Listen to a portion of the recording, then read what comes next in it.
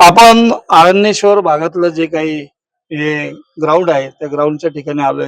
हे काका ज्येष्ठ नागरिक आपल्याला या ठिकाणी भेटलेले आहेत. काका, आपलं नाव सांगा आणि आपण या भागात किती दिवसापासून राहताय? आणि आपण ज्येष्ठ असल्यामुळे आपल्याला प्रत्येक उमेदवारांचा ठाव ठिकाणा सगळं माहिती आहे, काय कामं केलेली आहेत ती पण माहिती आहे. आपण काय सांगाल या निवडणुकीच्या संदर्भात, कसे उमेदवार नागरिकांना अपेक्षित आहेत?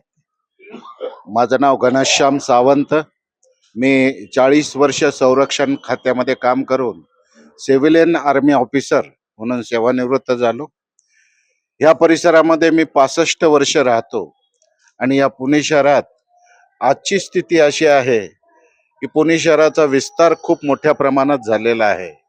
पुण्याला वाहतुकीचा खूप मोठा प्रश्न निर्माण झाला आहे, पार्किंगचा निर्माण झालेला आहे प्रश्न, आणि त्याचप्रमाणे कचऱ्याचा प्रश्न सुद्धा खूप मोठ्या प्रमाणात निर्माण झालेला आहे. या ठिकाणी तुम्ही ज्या प्रभाग 38 ड मध्ये राहताय, ड मध्ये चांगलं काम करणारा उमेदवार आपल्याला कोण भावलेला आहे, की ज्याने या ठिकाणी सांस्कृतिक असेल, शैक्षणिक असेल, पर्यावरणाच्या दृष्टीने आणि तरुणांच्या दृष्टीने जी काही मैदानं क्रीडांगणं हे केलेली आहेत, अशापैकी कोण उमेदवार आपल्याला भावलाय, त्याबद्दल आपण काय सांगा?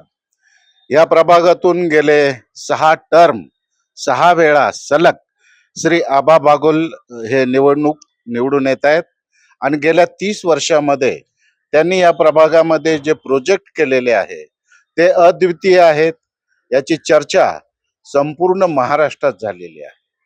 डॉक्टर मनमोहन सिंग यांनी श्री आबा बागुल यांना खास दिल्लीला बोलावून घेतलं, 20 मिनिटाची वेळ दिली आणि श्री आबा बागुल यांना Rajiv Gandhi academy of field learning या शाळेचा प्रोजेक्ट पाहायला मागितला. त्यांनी त्यांच्या पाठीवर कौतुकाची थाप दिली. तर Rajiv Gandhi academy of field learning शाळा हे देशातील एकमेव शाळा, या शाळेमध्ये जवळजवळ 500 मुलं IIT मध्ये त्यांनी आजपर्यंत प्रवेश घेतलेला आहेत.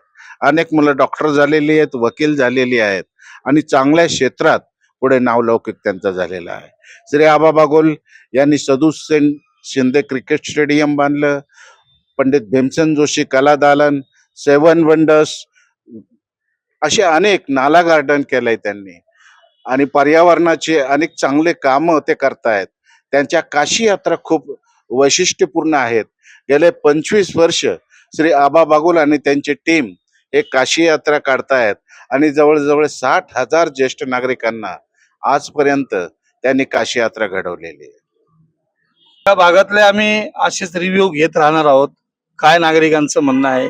या भागामध्ये आम्ही पाहतोय की या भागामध्ये तसा पक्ष म्हणून उमेदवाराला मतदान होत नाही, तर जे काही त्या उमेदवाराची कामं आहेत ती कामं पाहून या ठिकाणी नागरिक त्यांना मतदान करतायत.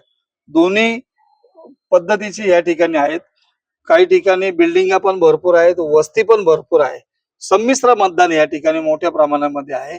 तर या ठिकाणी आपण पाहूया कोणत्या उमेदवाराला या ठिकाणी उद्या होणाऱ्या 15 तारखेच्या इलेक्शन मध्ये लोक मतदान करतायत. तसं पाहिलं तर आपण प्रत्येक वेळेचा निकाल हा वेगळा लागलेला या ठिकाणी पाहिलेला आहे.